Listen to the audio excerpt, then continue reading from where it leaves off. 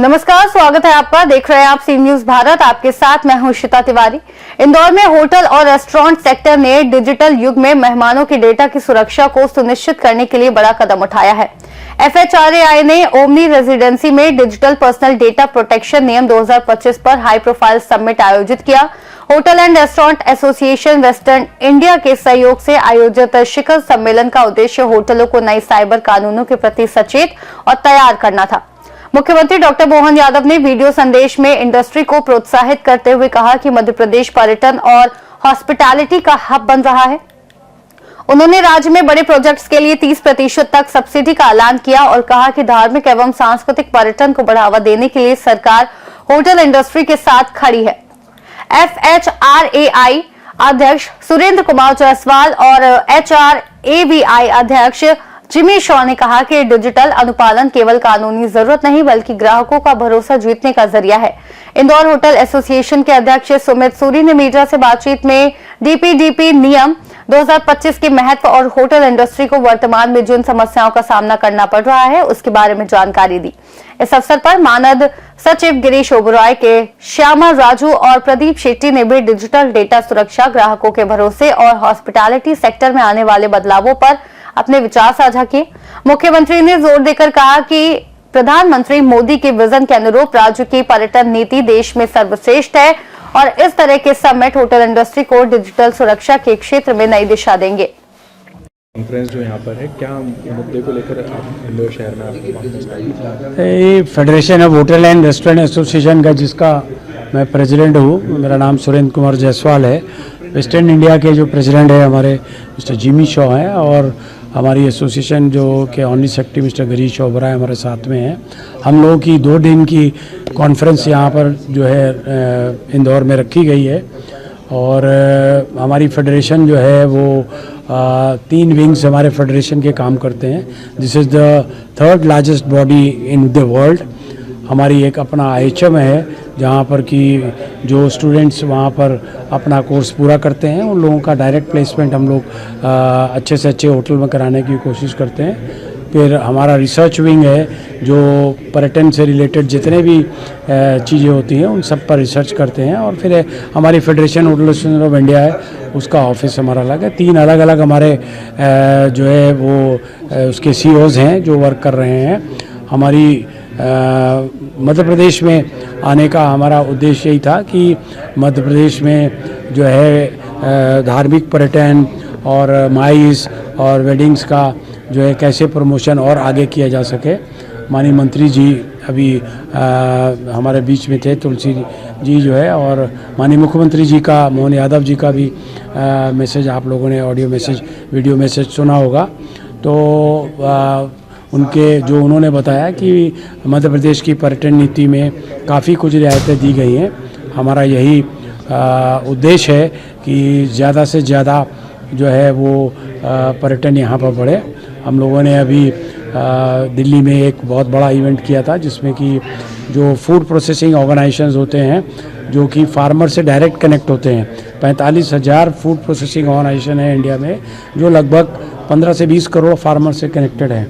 हमारी इंडस्ट्री यहाँ पर भी हमने उस बात को लाए हैं कि आप डायरेक्ट फार्मर्स से यानी FPO से जो भी सामान है अपना खरीदें, जो सारी सीरियल से लेके ग्रॉसरी से हर चीज़ अवेलेबल है, जिससे जो माननीय प्रधानमंत्री जी का उद्देश्य है कि फार्मर्स को उसका बेनिफिट मिले और इंडस्ट्री को भी उसका बेनिफिट मिले। और अभी दिल्ली मुख्यमंत्री जी के साथ में भी हमारा एक जो है कार्यक्रम हुआ था जिसमें उन्होंने हमारा एक डिमांड थी कि साहब जो है सिंगल विंडो हो जाना चाहिए, क्योंकि इतनी ज़्यादा क्लियरेंसेस और लाइसेंसेस जो है अगर होंगे तो प्रोजेक्ट को आने में बहुत दिक्कत होती है।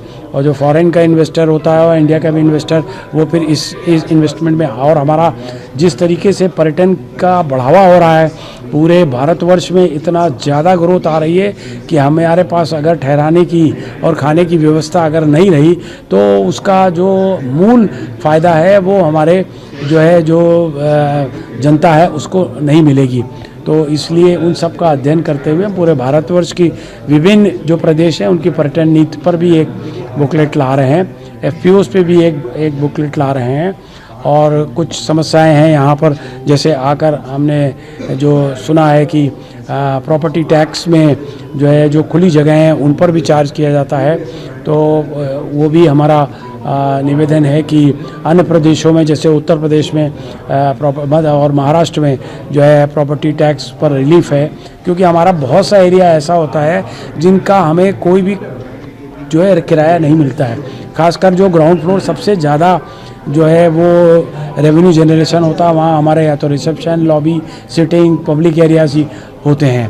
हमारा एयर कंडीशनिंग का खर्चा, इंफ्रास्ट्रक्चर का खर्चा वो इतना ज़्यादा होता है कि होटल को चलाना जो है वो बहुत मुश्किल होता है। 22 के बाद में 2022 में कोरोना के बाद में होटल अब लगभग उस पर आ गए हैं कि उनका जो है वो आगे का बिज़नेस उनका ठीक होने के चांसेस हैं।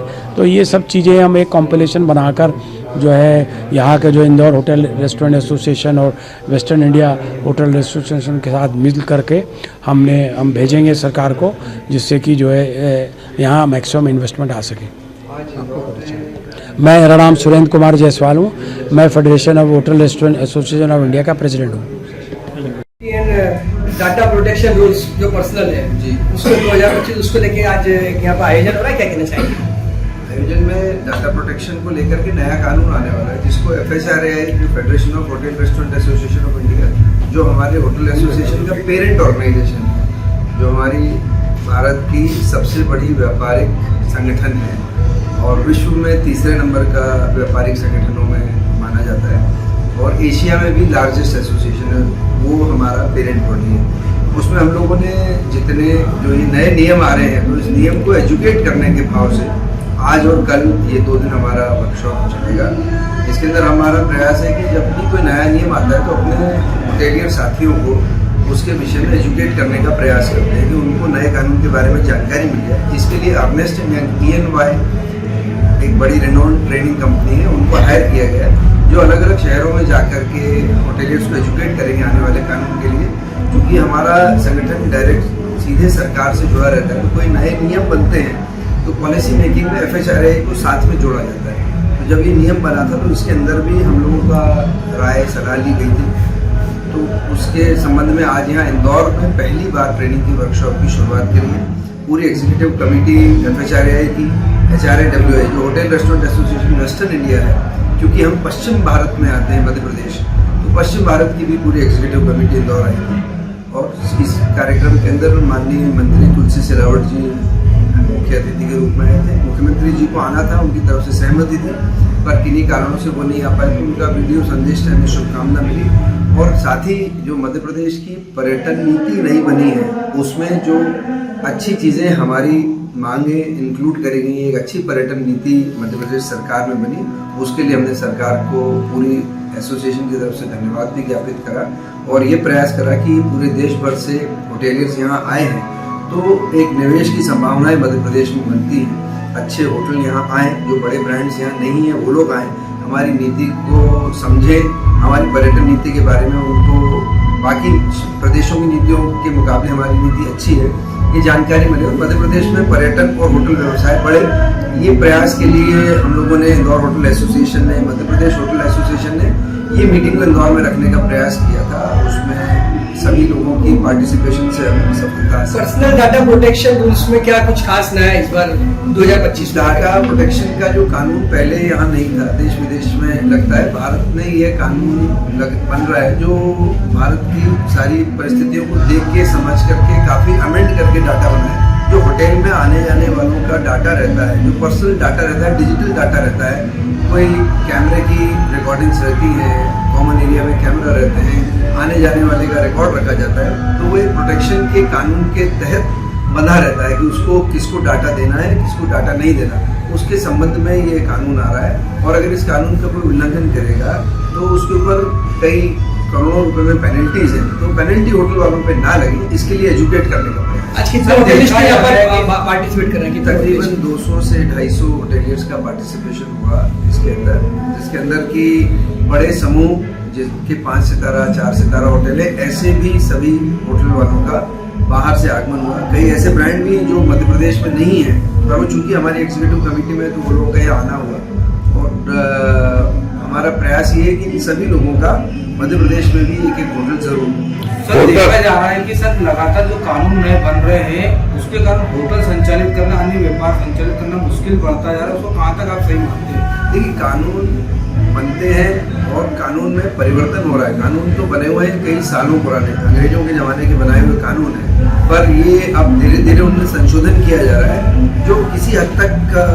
हमारे पक्ष में, अब संशोधित कानून हमारे पक्ष में आते जा रहे हैं। पहले तो अंग्रेजों के द्वारा बनाए गए कानून थे जो शायद बनाए इसीलिए गए थे कि पुलिस और न्यायालय अंग्रेजों का हुआ करता था और जनता भारत की, तो वो कानूनों के अंदर जो परिवर्तन करने का प्रयास है वो अच्छा है। पर हाँ, कई एरिया में ऐसे कानून भी हैं जिससे कुछ कठिनाई आती है, तो उसके ऊपर हम समय समय पे सरकार से मांग करके उसमें संशोधन की मांग भी करते हैं कि इस तरीके के कानून ना बने। फूड सेफ्टी में कई ऐसे कानून हैं जिसमें हम संशोधन की मांग कर रहे हैं। सर, आप होटल इंडस्ट्रीज के प्रमुख हैं जी, मध्य प्रदेश होटल इंडस्ट्रीज की क्या समस्या है जिससे सरकार को अवगत कराना चाहेंगे आप? देखिए, पर्यटन में बढ़ावा देने के लिए होटल की कई ऐसी छोटी छोटी समस्याएं हैं जिसके अंदर सरकार के हस्तक्षेप से हम अन्य प्रदेशों के मुकाबले और आगे बढ़ सकते हैं। जैसे संपत्ति कर आज मार्जिनल ओपन स्पेस, जिसको कि एमओएस बोला जाता है, उसके ऊपर संपत्ति कर लगाने का नियम आया है। उसको हम चाहते हैं कि वो जो ऐसे एरियाज